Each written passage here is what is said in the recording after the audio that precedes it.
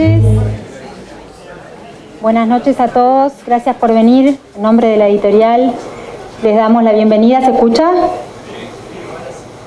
Gracias a todos por estar en esta noche invernal.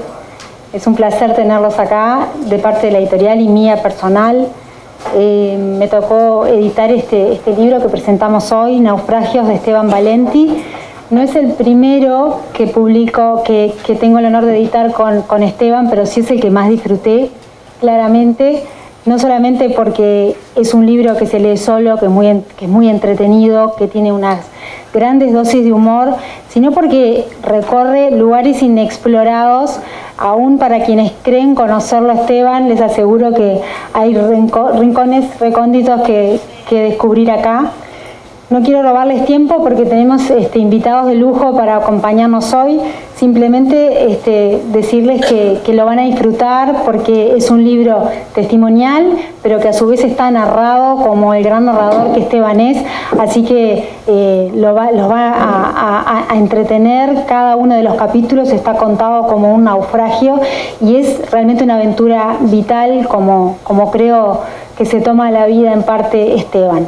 Así que nada más les pido silenciar los celulares, si se acuerdan, por favor, y contarles que nos acompañan Fernando Olivari, compañero de militancia estudiantil de Esteban por muchísimos años.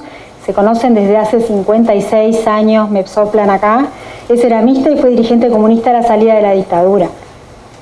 El ingeniero Juan Grompone, uno de los pioneros en Uruguay en temas de informática, todos lo conocen como referentes, además miembro de la Academia Nacional de Ingeniería y de la Academia Nacional de Letras, y conoce a Esteban y compañero de innumerables tertulias. Y el periodista Emiliano Cotela, especializado en entrevistas a diversas personalidades, ustedes ya lo conocen, también entrevistado y compartido horas de radio con Esteban también, y es un placer tenerlos a los tres acá. Luego cerrará el autor y bueno, todos pueden terminar disfrutando una charla al cerrar esta participación. Muchas gracias.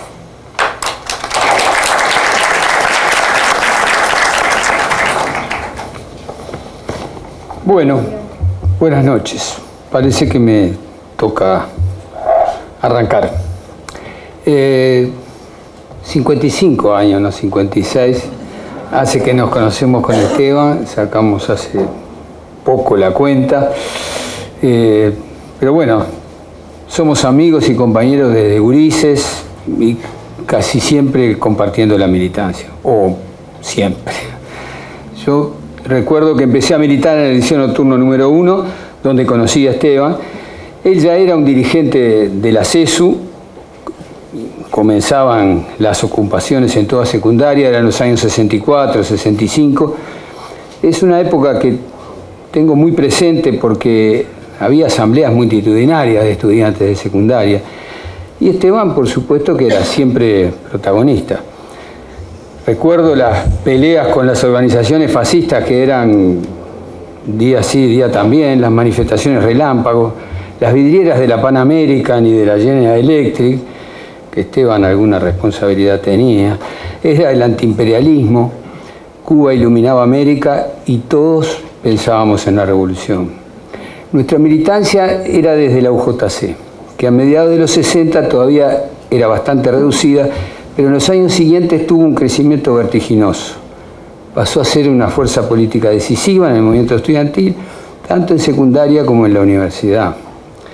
Y Esteban fue siempre uno de los dirigentes más destacados que tuvo la UJC por su iniciativa, su capacidad de organización y sobre todo porque era capaz de entusiasmar en cualquier asamblea y sacar al estudiantado a la calle. En su libro El Tano recuerda esta época en la universidad por los debates frecuentes entre las distintas tendencias que componían a la izquierda. Recuerda también lo duras que eran las discusiones políticas y ideológicas que a veces, muchas veces, como él dice, eran apoyadas con argumentos más contundentes. Se discutía táctica y estrategia, se discutía sobre las vías de la revolución, y nosotros en esa época y en esas discusiones teníamos la seguridad de sabernos parte de un partido que se preparaba también para la eventualidad armada. No voy a contar nada del libro, por supuesto, ustedes lo leerán y sacarán sus propias conclusiones, pero sí decir que me parece importante que Esteban cuente su propia historia, en la que se relatan más de 50 años de actividad política, pasando por el movimiento estudiantil y obrero, la dictadura, el debate interno del PSU, las campañas políticas que le dieron el triunfo al FA y otros.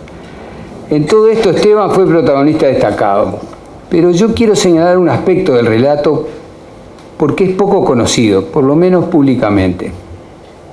En dictadura, desde el 74 al 78, o sea, por 4 años, Esteban fue enviado por Jaime Pérez a Buenos Aires para armar la logística de apoyo a la actividad clandestina que el partido tenía acá.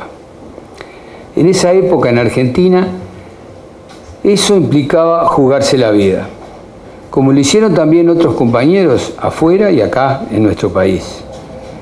Los riesgos los asumimos todos a sabiendas y a cada uno le tocó lo que le tocó. Pero digo esto porque Esteban señala en el libro que él debió estar aquí corriendo la misma suerte que sus compañeros. Es que en esa época nosotros no discutíamos nuestro destino político personal y en realidad a la hora de los balances lo que importó fueron los resultados. Después de la dictadura nunca escuché referencias a esto, salvo algún cuento del Tano en tertulia de amigos.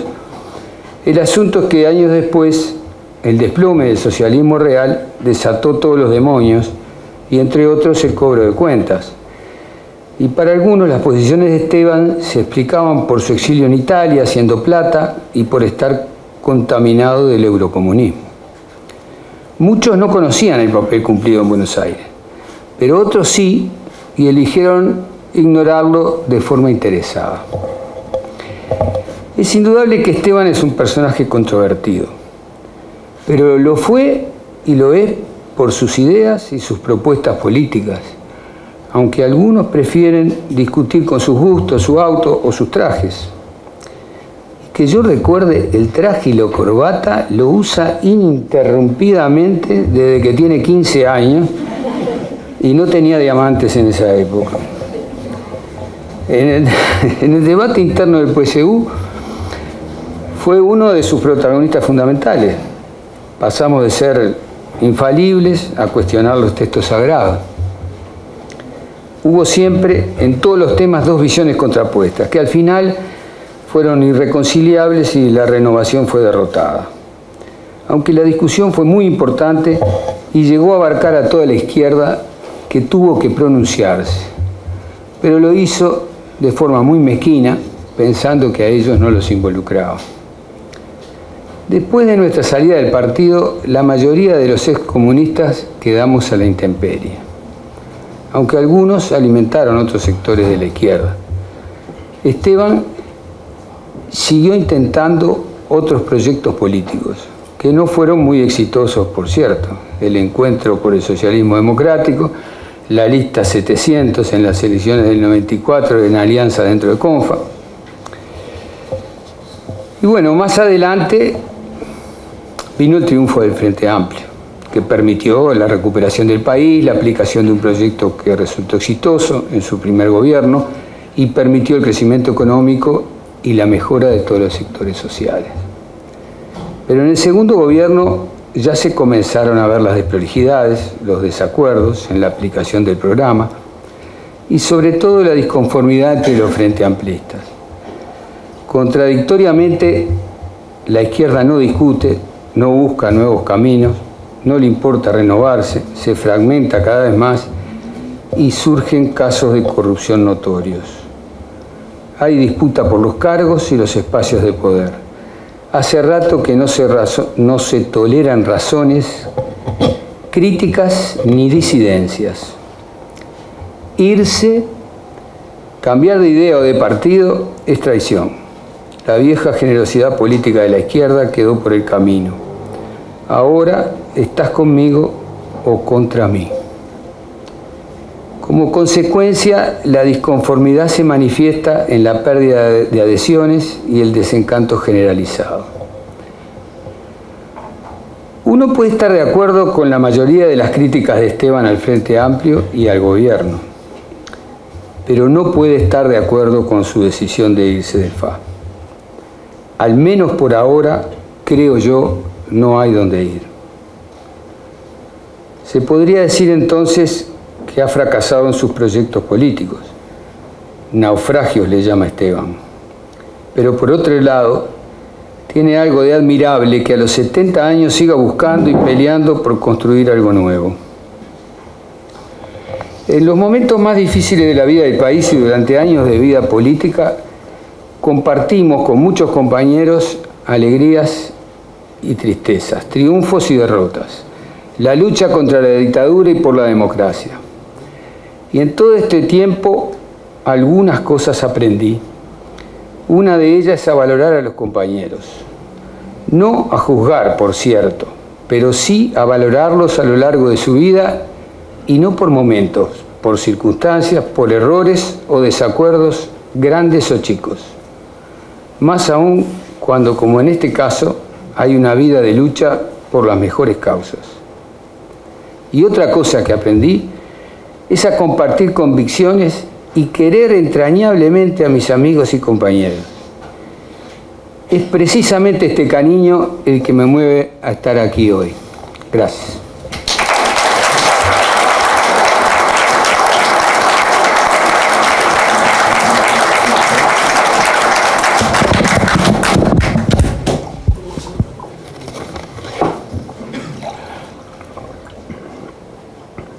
Bueno, buenas noches a todos. Cuando Esteban me invitó a presentar este libro, yo temblé por dos razones. La primera es porque no sé verdaderamente cómo se presenta un libro, no sé qué es lo que hay que decir, porque uno no puede, por un lado, comentar el libro en detalle y tampoco se supone que uno lo va a criticar, de modo que es bravo la cosa.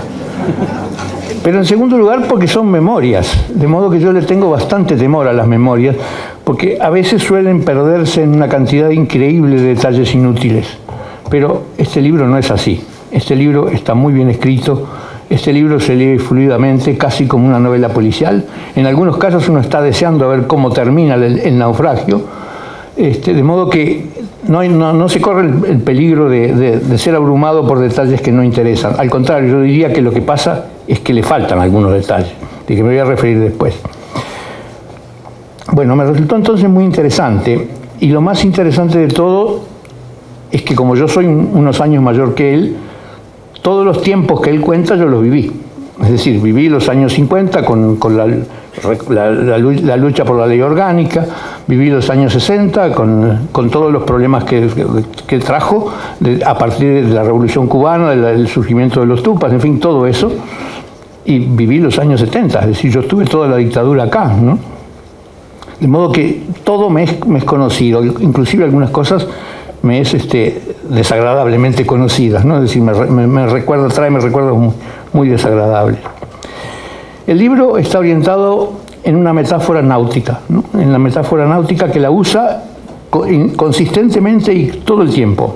Y para eso por supuesto, hay viajes, hay navegación, hay naufragios, hay tripulaciones, hay compañeros y hay hasta botellas con mensajes, ¿no? Es decir, el libro termina con una colección de mensajes en botellas que ahora voy a comentar brevemente. Una de las cosas que a mí me sorprendió más de este libro es reconocer que el Tano es un Tano yoruga. Es decir, el Tano es realmente uruguayo, ¿no? Y es uruguayo por dos razones. En primer lugar, porque buena parte, digamos la mitad de los uruguayos somos descendientes de italianos. Eso por un lado, de modo que él cumple con esa condición de la uruguayez. Pero la segunda cosa, que pocos la cumplen, es que él es uruguayo por opción. Es decir, él decidió ser uruguayo, porque su familia emigró a la Argentina, donde se crió y hizo la escuela y una cantidad de cosas así, y luego optó por venir al Uruguay, de modo que es uruguayo por opción, cosa que no todos los uruguayos podemos decir, ¿no? Es decir, en general nos ha caído, somos uruguayos porque nacimos acá. Bueno, precisamente como hombre de los dos lados del charco también es muy interesante. Su experiencia argentina, que es bastante dilatada y bastante aventurera y bastante tocante, también es muy interesante desde ese punto de vista. Es decir, yo no viví esa parte de la Argentina, pero la viví indirectamente.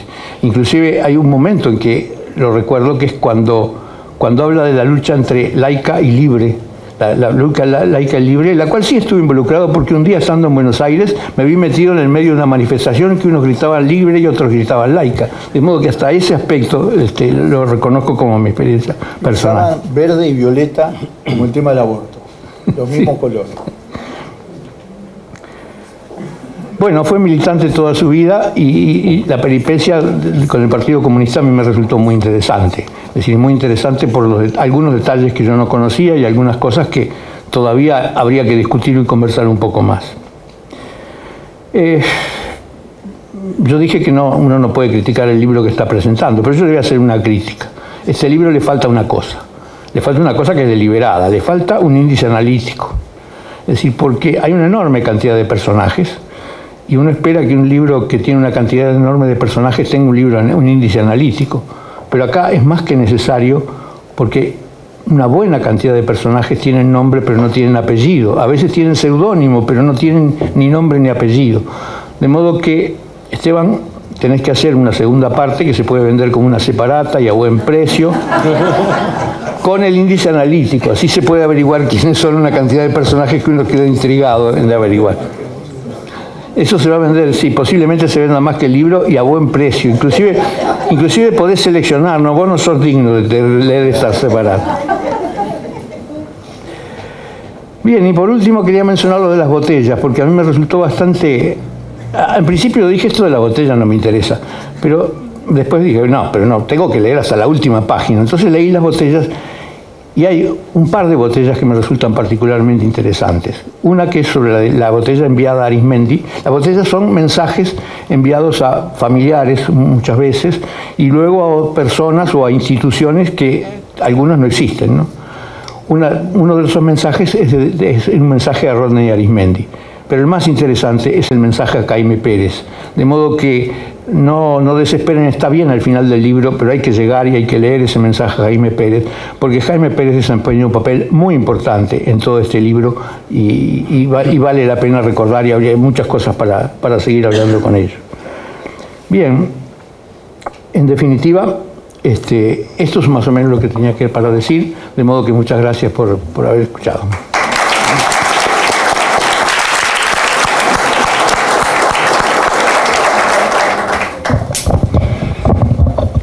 Buenas noches. ¿Cómo dicen ustedes los italianos? Si non è vero, è ben trovato. Bueno, yo no puedo certificar la veracidad de todo lo que dice Esteban en el libro, pero francamente me resultó un libro muy entretenido. Lo decía Mariana recién en la presentación. Es que Esteban ha tenido una vida digna de varias novelas, o en esta época de series de televisión podría hacerse una por lo menos, y capaz que más de una. Eso lo sé de las charlas que hemos tenido mano a mano con él durante tantos años, por ejemplo, a la salida de las tertulias de los jueves. ¿Cuántos años van? 16. También sé algunos aspectos de esa vida habiendo leído algunos de sus libros anteriores. Aclaro, confieso, me resulta imposible seguirlo a Esteban en todo lo que escribe, ¿no? Tiene una pasión escribidora impactante, que no sé de dónde viene, de cuándo empieza, pero últimamente está completamente descontrolada, ¿no? Con las columnas de Montevideo Come, Nui Press. Bueno, antes con la cantidad de documentos políticos que escribió, los libros, ¿cuántos libros van? 9 libros. ¿Cuándo empezó? En aquella época de las columnas en el Popular, para la UJC, aquello. En el suplemento UJC del Popular, año 69. O sea, 50 años. 50 años. Pero últimamente está más fuerte que nunca eso, ¿no? Tengo tiempo libre. Después vuelvo a eso en todo caso. Es un libro entretenido, pero además informativo, y aunque pretende ordenar distintas etapas de su vida, eso que llama naufragios, a mí me dejó por lo menos más preguntas, unas cuantas preguntas abiertas. Voy en todo caso a mencionar algunas. Es fascinante la historia de sus padres y abuelos en Italia, el viaje en barco que llevó a aquella familia argentina con Esteban de apenas meses, el bautismo del mono, aquel. Anoten eso, les va a divertir. La miada de monos es diferente a la de perros, trae suerte. Los primeros años en Argentina, la mudanza posterior a Montevideo de Esteban y su hermano a cargo de su padre, las horas y días pasados en el Victoria Plaza Hotel, recién inaugurado, donde el padre trabajaba como chef, etc. En la misma pieza donde ahora hacemos la tertulia. La misma, exactamente la misma. Curioso todo lo que decide contar de su vida familiar durante la infancia y la adolescencia. Eso me descolocó un poco, entra en mucho detalle. Acá traigo una frase que aparece en otra parte del libro, es textual esta: no sé si los detalles interesarán al lector, los pongo para mí, dice. Eso da la impresión de que en distintos momentos ocurre, ¿no? Entonces, bueno, esa etapa es entretenida y al mismo tiempo un buen retrato de época, ¿no? La interna de aquella familia de inmigrantes, con sus personajes tan diferentes, con sus sub y bajas económicos, con sus mudanzas constantes. La realidad política de aquellos años en Argentina, ¿no? Que aparece, por ejemplo, con esa leyenda terrible pintada en las calles en los días de la muerte de Evita, viva el cáncer. O el loro, que cantaba en el fondo de la casa la marcha peronista y al que había que hacer callar porque el horno no estaba para bollos. Muy ilustrativa también la descripción que hace de su primera época en la militancia comunista allá en Uruguay, el Liceo de Malvin y bueno, la fábrica Codarbi. De nuevo, me parece un retrato, ¿cómo decirlo?, apasionante de una época, esa la de los años 60, y de cómo los jóvenes de izquierda, y en particular los comunistas, vivían la política y el gremialismo. Las asambleas estudiantiles, la vida sindical, las manifestaciones en la calle, ciertas películas en el cine, ciertas obras de teatro con contenido, la violencia como recurso incluso de quienes se oponían a la lucha armada, ¿no? La violencia en determinadas discusiones o para laudar determinados entredichos. Me impresiona pasar en limpio toda la autoridad que en aquella época se tenía a los 17 años, ¿no? Los debates ideológicos que tenían ustedes, las misiones esas que les encargaba la dirección para ir a tal lugar del interior para aclarar un asunto, apoyando a los dirigentes locales, con una edad que no sé si hoy es la que caracteriza a los jóvenes políticos uruguayos, por lo menos para meterse en esas honduras, ¿no? Sabemos, creo que muchos de los amigos de Esteban sabemos de sus conocimientos sobre inteligencia, estrategias de seguridad y vigilancia. Bueno, en el libro nos enteramos de cómo eran algunos de aquellos cursos que realizó en la Unión Soviética, año 1976, y después lo vemos aplicando esa expertise en sus épocas de residencia en Buenos Aires durante la dictadura, esos que él define como años de miedo. Pregunta, una de las tantas que me surge, tiene que ver con aquellas enseñanzas, esa costumbre que tú mismo citás en otra parte del libro, nunca llevo nada en las manos por costumbre. ¿Es un criterio de seguridad ese? Y que incómodo sacar la pistola. Conocemos la afición de Esteban por las armas y el dominio que dice que tiene de ellas. Bueno, en el libro llegamos a verlo en su versión pistolero. Es para una película, o por lo menos para unos cuantos minutos de una película, el relato de aquellas últimas horas en Buenos Aires en abril de 1978. No voy a contar más, pero resulta estremecedor. Me pregunto, ¿cuántas veces en la vida Esteban disparó efectivamente las armas para atacar o defenderse? En aquella ocasión lo hizo y lo cuenta. ¿Fue la única? A mí me queda la pregunta. Hay mucha información de interés periodístico e histórico también en la recorrida que va de 1984 en adelante, ya en el regreso a Uruguay, con los entretelones que revela de varios episodios políticos.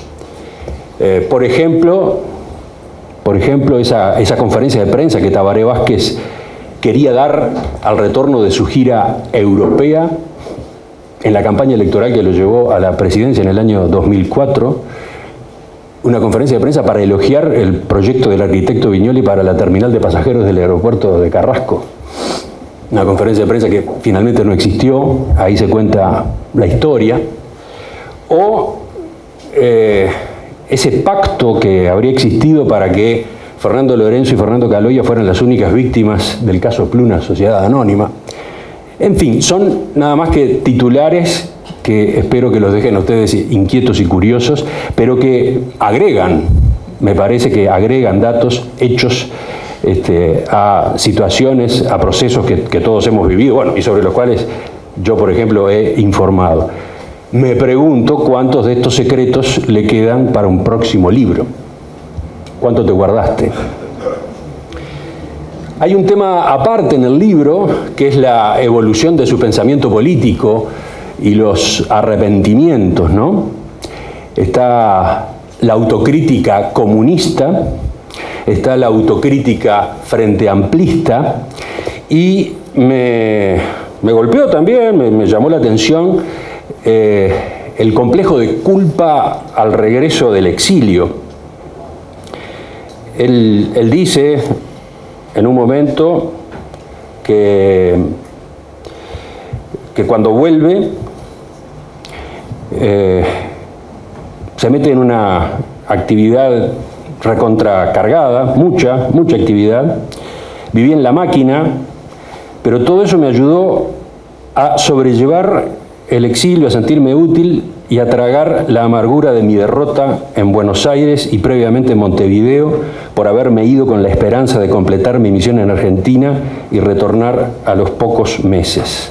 Es un gusto amargo que ni siquiera superé al volver a Uruguay. Por eso no me subía a las grandes tribunas de los actos, no aceptaba oratorias importantes y me dediqué a militar y producir en propaganda y en otros frentes de actividad. El complejo de culpa frente a mis compañeros presos, torturados, desaparecidos, no logré sacármelo de encima jamás. No lo lograré.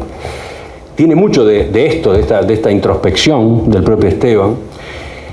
Me llama la atención cuántas veces aparecen las palabras miseria y miserables. Yo se las escuché en las tertulias, pero acá las usa en varias partes del libro para aludir a episodios de luchas sucias por el poder o ataques con acusaciones, por ejemplo, a propósito de sus negocios, su fortuna, los diamantes. ¿Esteban será consciente de cuánto recurre a esas palabras, miseria, miserables? ¿Consultó alguna vez a un psicólogo sobre esa constante? Obviamente, está bueno todo lo que tiene de recopilación de archivos de la Dirección Nacional de Información e Inteligencia, con un trabajo notable de procesamiento de esas fotocopias, ¿no?, para que se pudieran leer. Ahí hay también otra herramienta para reconstruir su vida gremial política.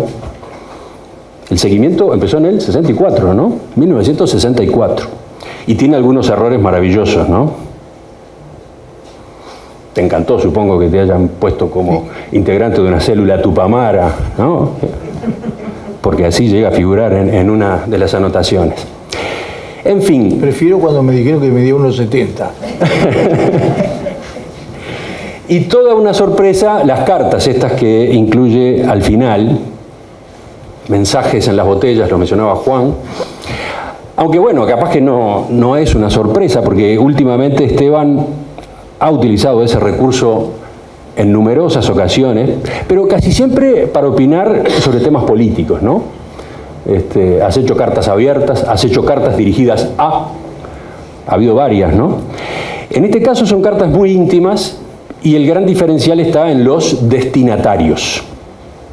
Gente muy cercana, ¿no? Amigos, familiares. Otra vez entonces acá está Esteban con la escritura al palo. pero plasmando vivencias. Y varias de esas cartas son muy conmovedoras.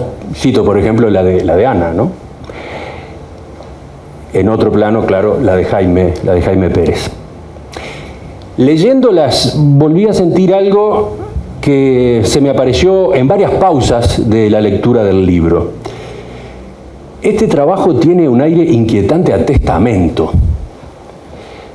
¿Eso fue algo buscado? ¿Es un testamento literal? ¿Es un testamento simbólico? ¿O es que, con su alejamiento del Frente Amplio y ahora después el fracaso de la alternativa, con esto de quedar por primera vez por fuera de la actividad político-partidaria, Esteban Valenti siente que se murió? Que hay un Esteban Valenti, el fundamental, ese que marcó en buena medida su existencia, que ya no está y que no tiene recuperación. En fin, esta es otra de las tantas preguntas que a mí me quedan.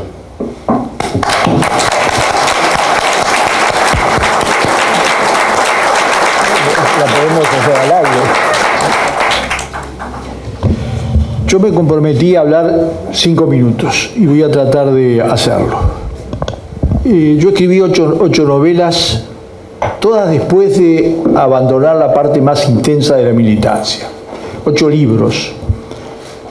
Una de las suertes que conocí a Sudamericana, que para mí tuvo un papel extraordinario en mi vida, porque hay un dicho que siempre repito: dime qué libro has releído y te diré quién eres. Y yo lo que más he releído es 100 años de soledad. Y eso es Sudamericana, la vieja Sudamericana, la que le llegó el paquete por correo en pedazos porque no tenían plata. Ni él ni la mujer. Yo quiero agradecer, bueno, a los 3 amigos y compañeros que hemos compartido cosas diferentes, que han dicho cosas generosas y han indagado en el libro y se han tomado el trabajo de mirarlo con una mirada aguda. Se lo quiero agradecer mucho. Le quiero agradecer a todos ustedes, porque yo estoy acostumbrado a convocar, no por mí, sino por otros proyectos, mucha gente.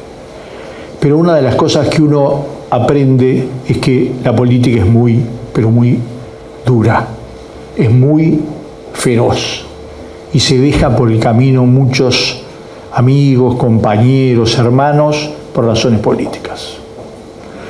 Y por lo tanto, esto era una intriga, cuántos iban a venir. Y acá veo compañeros con los que comparto proyectos, otros que tenemos diferencia, gente que polemizamos en la tertulia y somos de otros partidos. Esta es una cosa. ¿Ustedes entienden por qué yo elegí ser uruguayo? También por esto.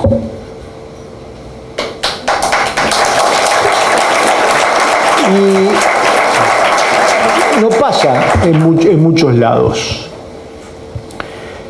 Está mi familia, que es enorme. Si se fuera, todo lo que estoy diciendo valdría la mitad, porque son muchos y faltan.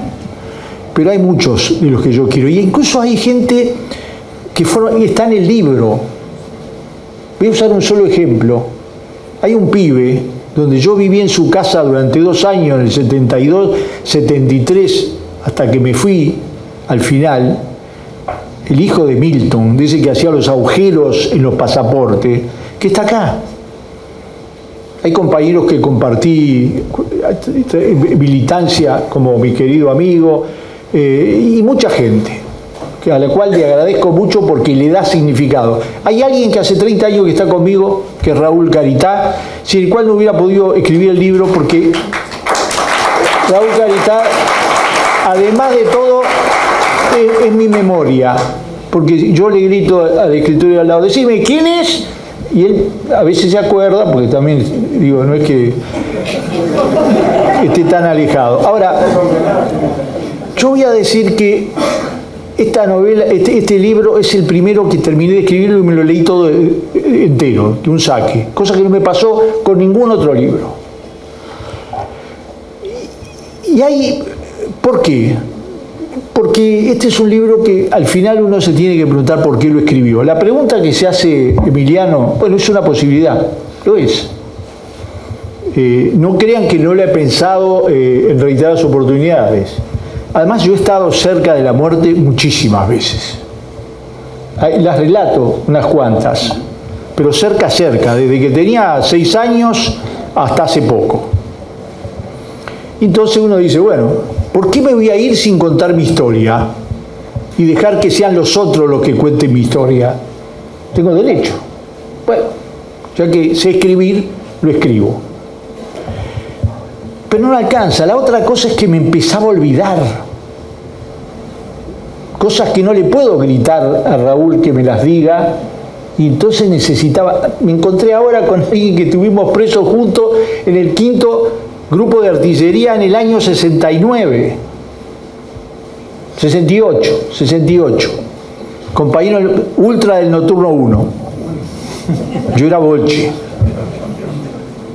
En el medio había 14 troscos que habían venido a hacer un congreso mundial. Imagínense lo que era el espectáculo circense que era eso. Es una casualidad porque es el amigo que hace la amplificación.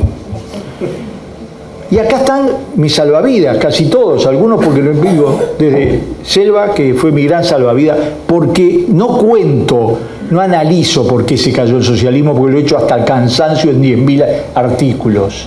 Cuento cómo me cayó arriba mío, el sabor del polvo, el sabor de los ladrillos, el sabor de amargura. Y me estaba olvidando de esas cosas y quería escribirlas. Y lo hice en un tono ameno y a veces risueño para no atragantarme en cada página. Porque efectivamente, después que lo leí me di cuenta que escribiendo las cosas no mejora mi intento de olvido de tantas personas con las que conviví mi vida, eso que yo voy a repetir toda la vida. Lo más importante de las navegaciones son las tripulaciones. Aún las que se quedan en los puertos, aún con todas las vicisitudes, siguen siendo lo más importante. Pero ahora quiero terminar con una pregunta, que la gran diferencia de este libro con los demás es que en este libro no puedo mentir, porque no me puedo mentir a mí mismo. En las novelas hay que mentir. En los cuentos hay que mentir, porque ese es el arte de imaginarse, de soñar, de poner algo que uno trae con su experiencia, pero agregarle toda la imaginación que uno puede. Eso es, aunque algunos de los libros que escribí, las partes más locas, son verdaderas, y las he contado. En La Viuda Roja, algunas de las cosas que aparecen, la historia de María es cierta. La del padre que va en bicicleta desde Austria hasta la frontera con España y Portugal y desaparece, es cierta. No se puede inventar. Yo por lo menos no lo puedo hacer. Pero en esto no se puede. Porque uno se miente a sí mismo. Se miente lo que deja. Se miente su propia reconstrucción de la vida. Y por eso, yo que sé que en esta reunión hay gente de todo tipo, como es el Uruguay, hay un deber que tengo sobre todas las cosas. Hay una pregunta por sobre todas las cosas que está implícita en la novela, pero que yo la quiero hacer explícita. ¿Por qué hicimos todo lo que hicimos? No digo los 12 primeros años, que fueron 12 años dominados por la realidad de familia. Iba, venía, cambiaba de escuela, vivía en la cumbre un mes y 30 años abajo del ladrillo.